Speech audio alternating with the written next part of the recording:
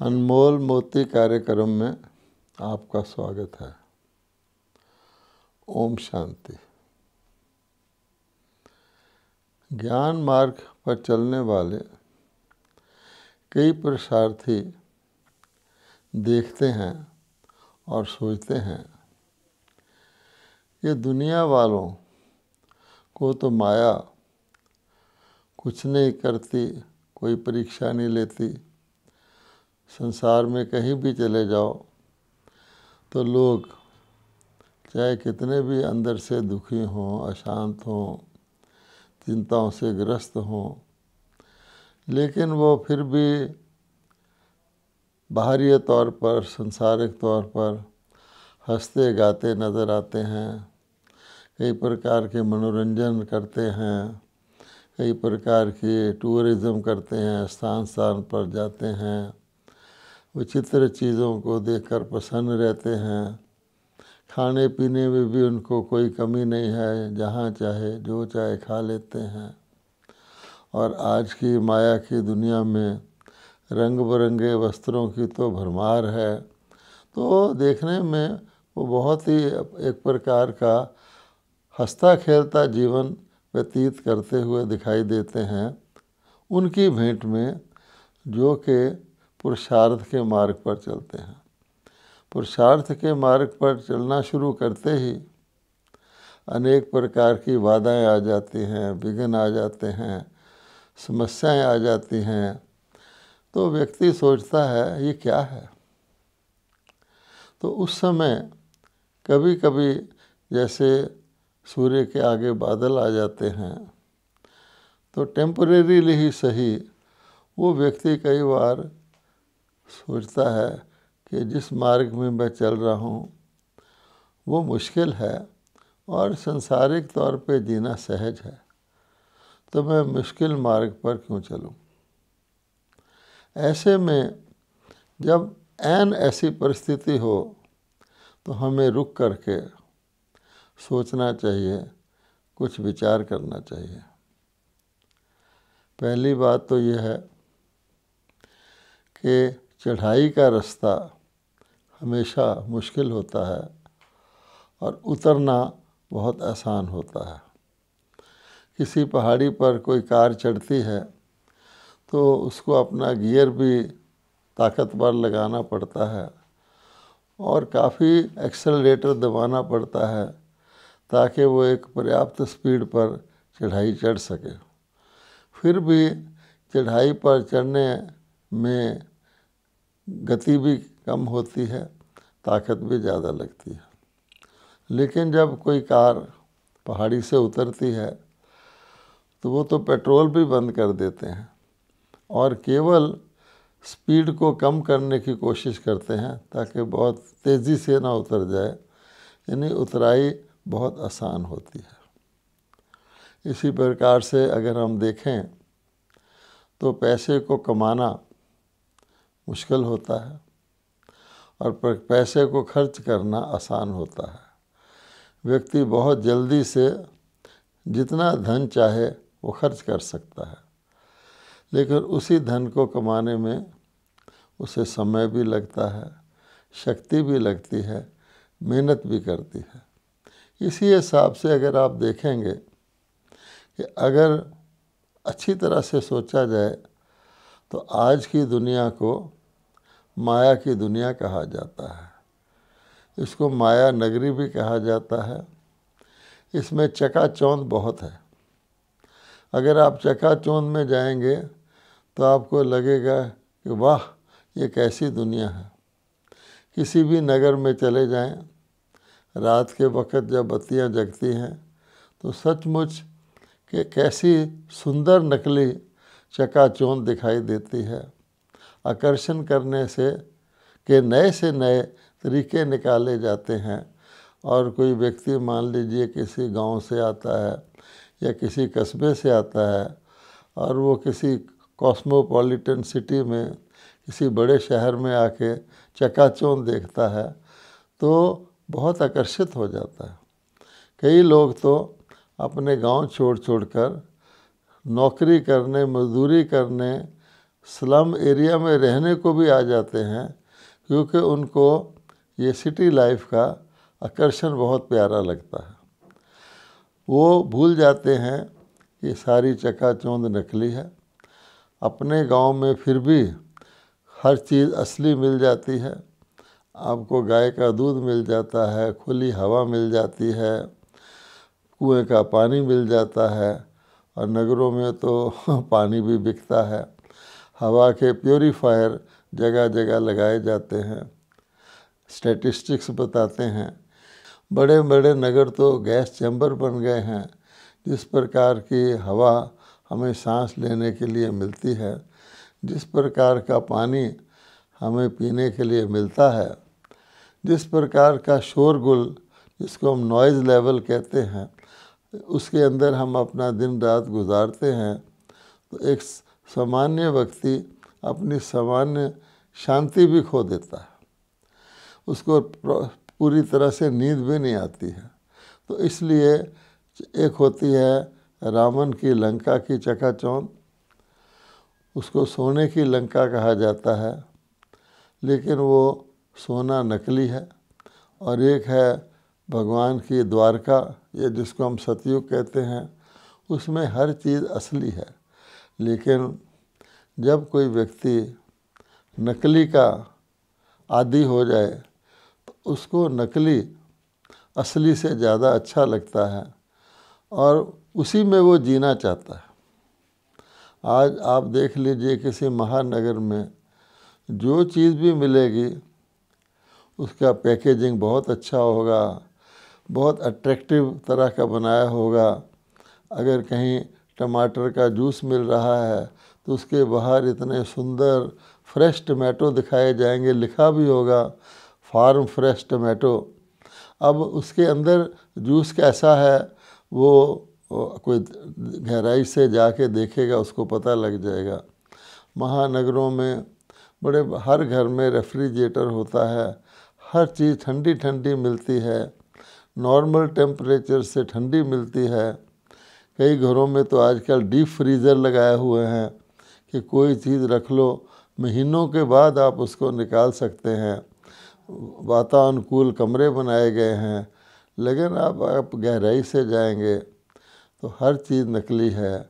जितने hospital, super speciality hospital, चिकित्सालय महानगरों में, शहरों में होते हैं, शायद गांव में नहीं होते।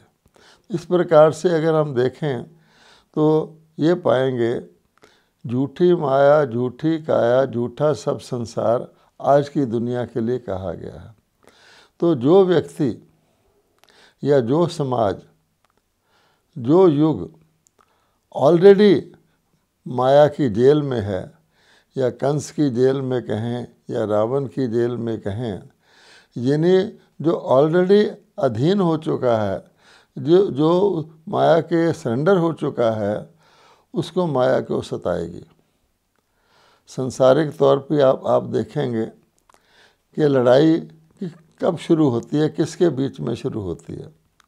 जब कोई व्यक्ति किसी को हराने की कोशिश करता है, उसका राज्य छीनने की कोशिश करता है, तब युद्ध होता है।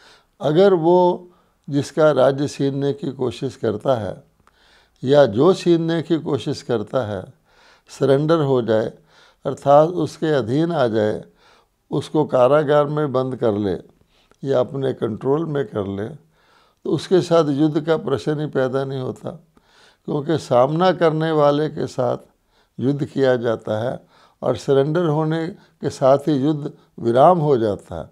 कोई भी सेना, कोई भी देश जब सरेंडर हो जाता है तुरंत ही युद्ध विराम हो जाता है, क्योंकि युद्ध का जो उद्देश्य होता है वो पूरा हो जाता है।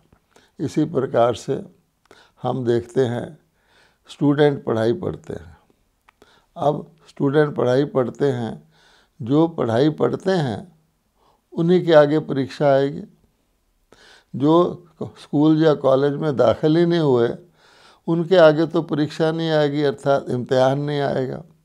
और फिर हम ये भी देखते हैं खेल है, खेल के मैदान में भी कोई व्यक्ति खेलने के लिए खिलाड़ी बनता है, किसी टीम को ज्वाइन करता है तभी उस टीम का दूसरे टीम के साथ खेल या मुकाबला होता है।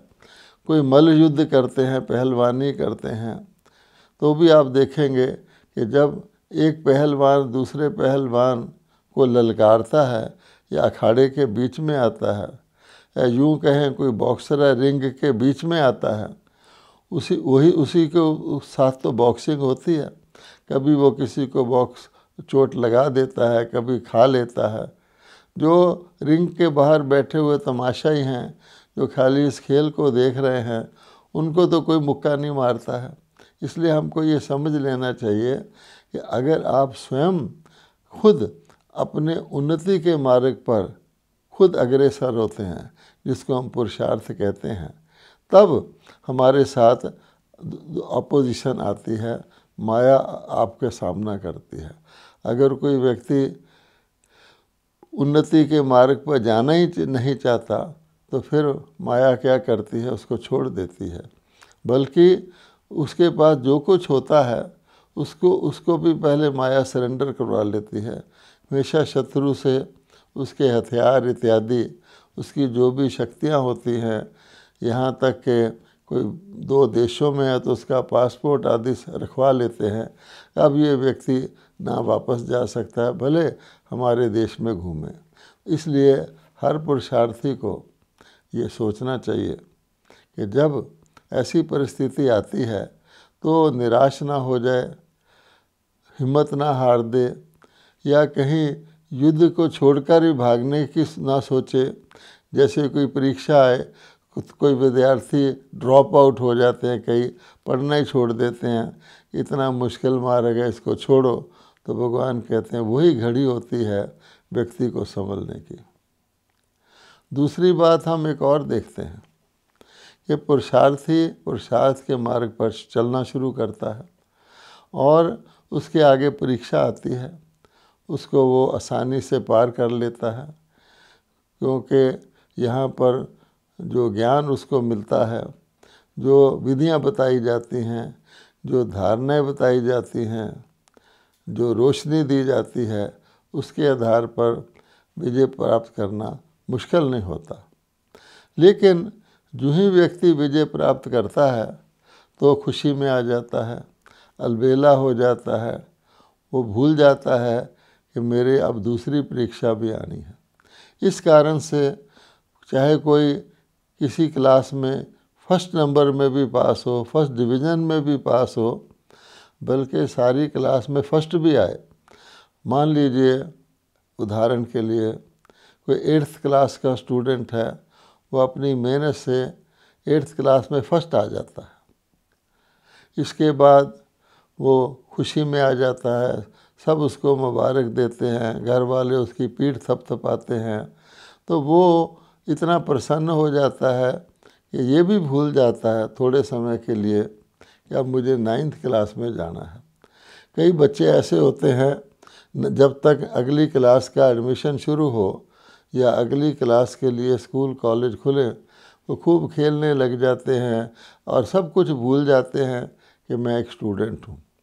जब उसको याद कराया जाता है अब तुझे अगली क्लास में एडमिशन लेना है, ये अब तुम्हारे स्कूल कॉलेज खुलने वाले हैं, तब उनको याद आता है।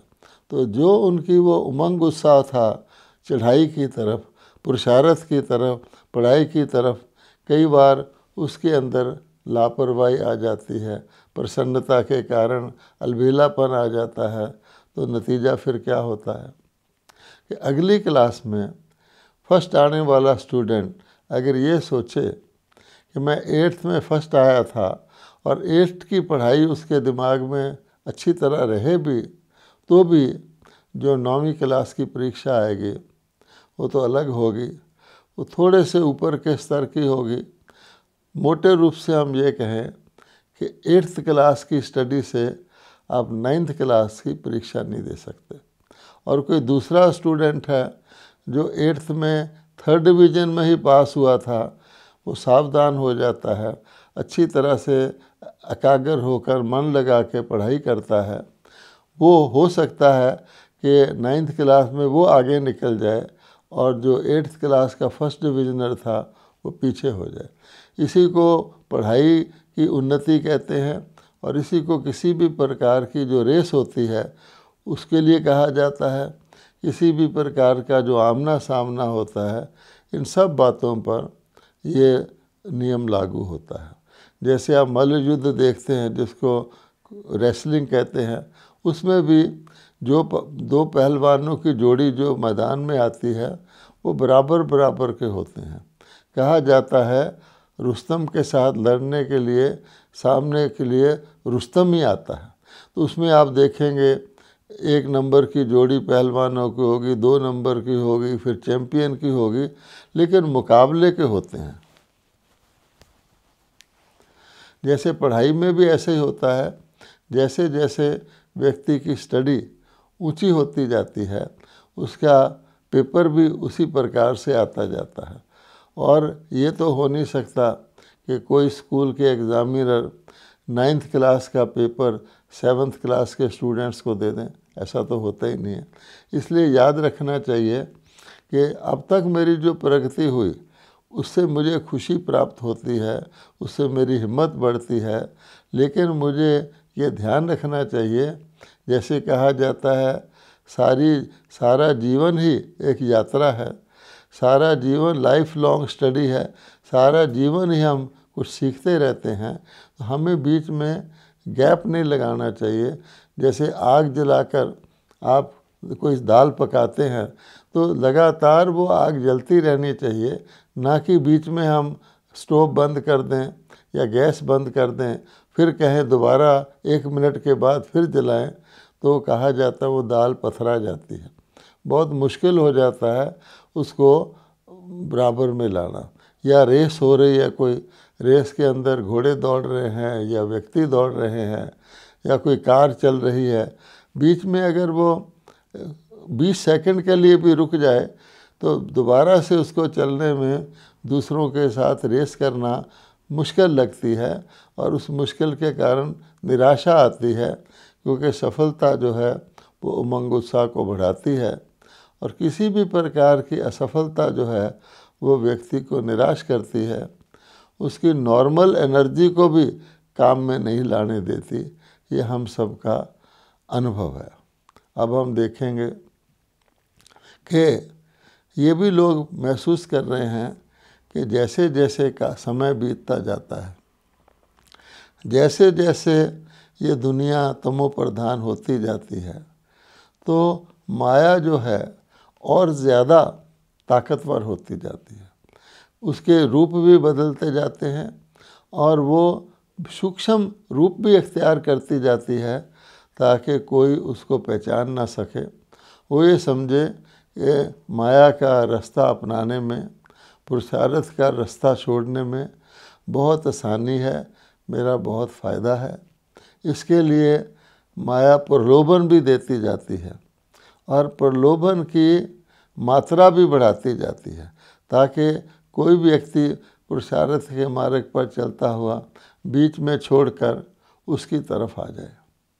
इसका कारण क्या है कि जिसका राज्य बहुत समय तक चलता है और उसके राज्य को कोई बदलना चाहता है, कोई दूसरा राजा उस पर राज्य करना चाहता है, तो इतने समय से चलता हुआ राज्य वाला भरसक कोशिश करता है, हर हथकंडा अपनाता है, हर तरीका यूज़ करता है कि मेरा राज्य चलता रहे। ऐसे ही किसी दुकान का कोई कस्टमर है, बहुत पुराना कस्टमर है, और सामने या पड़ोस में एक नई दुकान खुल जाती है, उसमें हर चीज़ नई नई होती है, नई दुकान भी अट्रैक्ट करती है पुराने कस्टमर को दूसरे के दुकान के, तो हर कोशिश करता है कि ज़्यादा से ज़्यादा रियायत करके, ज़्यादा से ज़्यादा प्रलोभन देकर अपने कस्टमर को कायम रखा जाए।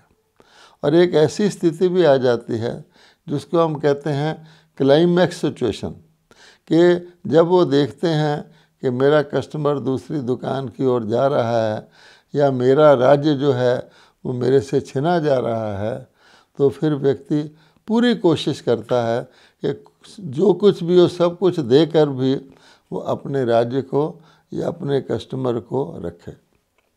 अब हम सब जानते हैं सब पुरुषार्थी जानते हैं कि जो माया का राज है, जो गिरावट का राज है, जो गिरती कला है, जो कि चढ़ती कला को तो छोड़ो, जीवन में व्यक्ति ठहरती कला में नहीं आ रहा, गिरती कला बढ़ती जा रही है। जैसे टैक्स होते हैं तो पहले पिछले साल तक जो टैक्स लगा उसको तो हजम कर लेते हैं और आगे फिर और टैक्स लगाते हैं, अगले वर्ष फिर और टैक्स लगाते हैं। इसी प्रकार से जो बढ़ती जाती है तो फिर हम जानते हैं राज्य सत्ता क्या करती है कि एक तरफ टैक्स बढ़ाती है, दूसरी तरफ अपने एम्प्लॉयज़ का थोड़ा तनख्वाह भी बढ़ा देती है। वो समझते हैं कि देखो टैक्स के लिए हमें तनख्वाह बढ़ा दी गई। अगर डीपली आप जाएंगे तो समझेंगे कि कीमतें तेज़ी से और ज़्यादा तेज़ी से बढ़ती हैं और तनख्वाह कम तेज़ी से बढ़ती है। हम सब अनुभवी हैं, जो ही सरकार अपने कर्मचारियों की तनख्वाह बढ़ाती है तो जिन किराए के मकानों में वो रहते हैं, मालिक मकान भी किराया बढ़ा देते हैं। जो कुछ साजो सामान वो खरीदते हैं वो सब अपनी कीमत बढ़ा देते हैं। तो नतीजे में व्यक्ति को कुछ प्राप्त नहीं होता, बल्कि थोड़ा बहुत घाटा ही पड़ता है, जो हम सब लोग जानते हैं। उसको अब्जॉर्व करना पड़ता है। इसलिए कहा जाता है स्टैंडर्ड ऑफ लिविंग कम होता जा रहा है, स्टैंडर्ड ऑफ लाइफ की क्वालिटी घटती जा रही है। तो जब माया देखती है कि 2 युगों से 2500 वर्ष से, जब से देवता पुण्य क्षीण होकर वाम मार्ग में गए, जब से विक्रमी सम्मत लागू हुआ, आज तो मनुष्य विक्रम का अर्थ भी नहीं सोचते कि विक्रमी सम्मत क्या होता है और विक्रमाजीत का सम्मत क्या होता है। विक्रमाजीत का अर्थ है जिसने अपनी कमज़ोरियों को जीता हुआ है, वो देवी देवता हैं। और जिन्होंने अपनी जो कमज़ोरियों से हार खानी शुरू करते हैं तो विक्रमी सम्मत चलता है।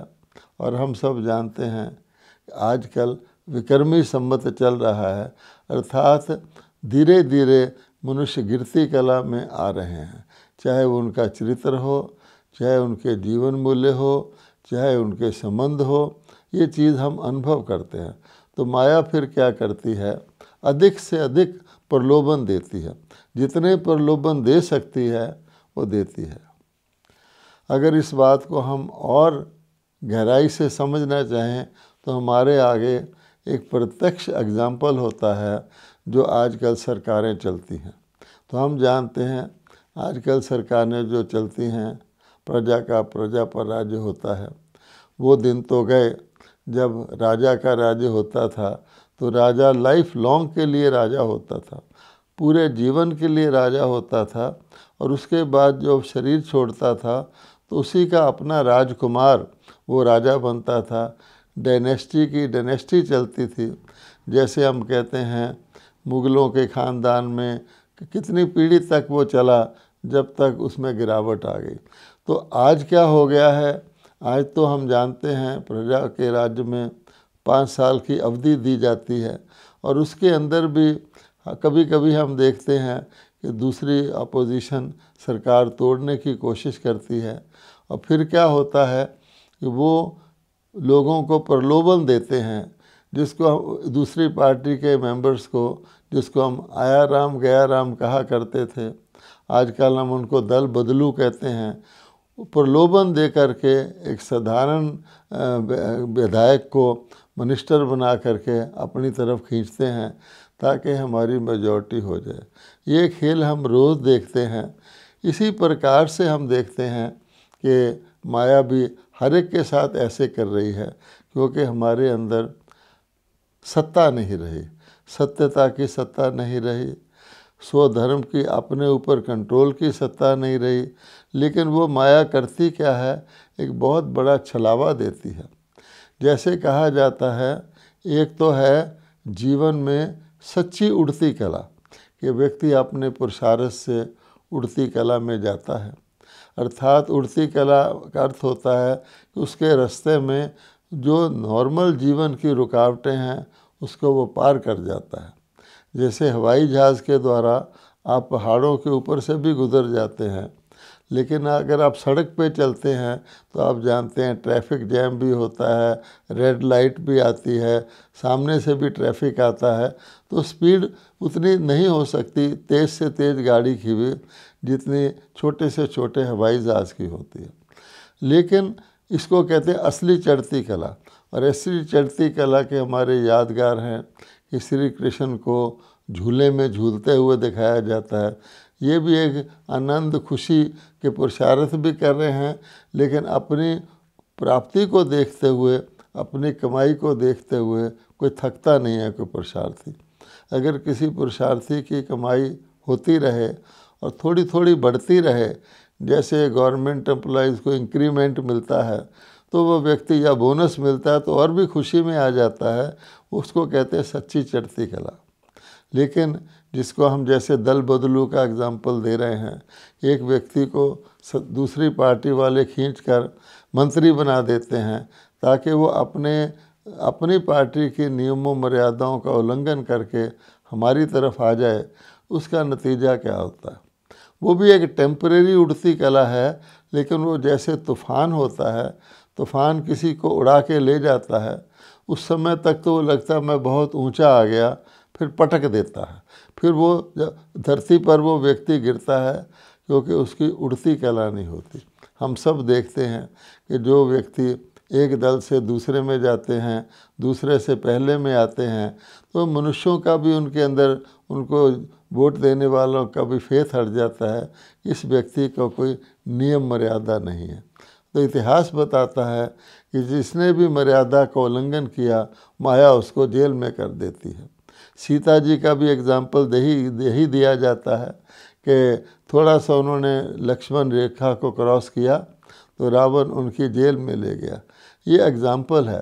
तो मर्यादा पुरुषोत्तम जो व्यक्ति अपने नियम, मर्यादाओं, प्रिंसिपल्स, वैल्यूज़ पे चलता है, उसकी असली उड़ती कला होती है। और जो मर्यादा का उल्लंघन करके टेम्परेरी फ़ायदा लेने की कोशिश करता है, माया उसको छलावा देती है। रावण ने साधु का वेश धारण कर लिया। ये सब हमारी कथाएं यही बताती हैं कि ये नुकसान करता है। तो माया के बहुत सारे गुप्तचर होते हैं, वो पता करते रहते हैं इस व्यक्ति को जो ऊंचे जा रहा है उसको नीचे कैसे गिराया जाए। जैसे आजकल सेनाओं के अंदर भी कई प्रकार के रॉकेट होते हैं जो प्लेन को गिरा देते हैं। आजकल तो लेज़र बीम से भी प्लेन को गिराया जा सकता है। तो आध्यात्मिक मार्ग पर माया जानती है कि ये व्यक्ति नाम, मान, शान का भूखा है, इसको अपना प्रशंसा चाहिए, या ये आलस्य के अंदर फंस सकता है, अलबेलेपन में आ सकता है, या इसको कई प्रकार के संसारिक शौक़ हैं, चाहे खाने का शौक़ है, पहनने का शौक़ है। तो माया वीक पॉइंट देखती है और इसलिए अल्पकालिक आकर्षण, झूठे आकर्षणों में व्यक्ति को फंसाती है। इसलिए भगवान कहते हैं कि तुम्हारे को आंखें आगे की तरफ दी हुई हैं, पीछे की तरफ नहीं। समय आगे की तरफ चलता है, चढ़ाई आगे की तरफ ले जाती है, पुरुषार्थ आगे की तरफ ले जाता है। कईयों के अंदर दूसरों से ईर्ष्या, द्वेष, घृणा आदि होता है। तो माया के गुप्तचर हर एक का वीक पॉइंट देख करके, जैसे युद्ध में दोनों सेनाएं बराबर की होती हैं, जीतता वो है जो दूसरे के वीक पॉइंट को देखकर वहाँ अटैक करता है। तो माया भी बहुत होशियार है। हमने दीमक का एग्जाम्पल देखा है कि जो व्यक्ति ऊपर से मान शान चाहता है, अंदर से पुरुषार्थ नहीं करता है, जैसे लकड़ी की कुर्सी है, ऊपर से ऐसे ही लगेगी, अंदर से उसको दीमक खा जाएगा, फिर एक दिन उंगली लगाने से वो गिर जाती है। तो आखिर इसको कहा जाता है किसी का अभिमान में आ जाता है। उसको कितना ठेस लगती है जब उसका अभिमान टूटता है, जब उसकी झूठी पॉम्प एंड शो प्रकट होती है, उसका झूठ खुलता है, तो वो व्यक्ति बहुत बुरा तरह से फिरता है। इसलिए भगवान कहते हैं एक ही निशानी है पुरुषार्थी की। हम सब जो ईश्वरीय मार्ग के पुरुषार्थी हैं, हमारे को, हम अपनी शक्ति से नहीं माया से लड़ते, बल्कि ईश्वर की शक्ति से लड़ते हैं। गीता के भगवान ने पांडवों को इसलिए जिताया, पांडव इसलिए जीत गए कि ईश्वर के साथ उनका लिंक था, उनकी गाइडेंस से वो चलते थे। अपनी शक्ति को भी ठीक प्रकार से एकाग्र होकर प्रयोग करते थे। जैसे कोई पीएचडी करने वाले को गाइड होता है, हर स्टूडेंट को एक टीचर गाइड होता है, उसकी मदद से वो ठीक रास्ते चलता है।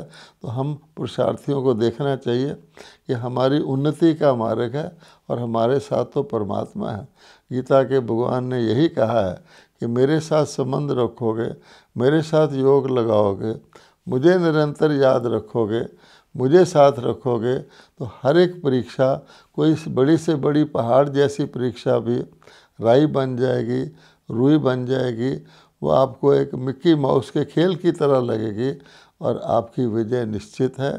इसलिए कहा गया है, निश्चय आत्मक बुद्धि विजयंती। ओम शांति।